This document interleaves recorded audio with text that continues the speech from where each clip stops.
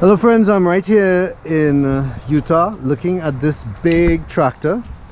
We're looking at it, it's a Caterpillar, and it looks like it might be a plow, maybe for snow removal. Of course it's not in service again. I don't know how old it is. If you know how old it is, you can always tell me in the comments area. But I just like seeing these things. Looking at the engine, somebody put a bucket up there to stop water from going into it. Seat looks well used.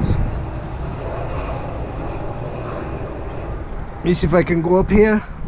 That's what it looks like.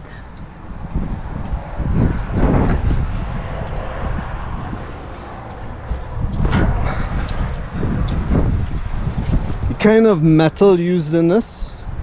It's not like what they make nowadays. Just to show you how thick it is, look at my hand compared.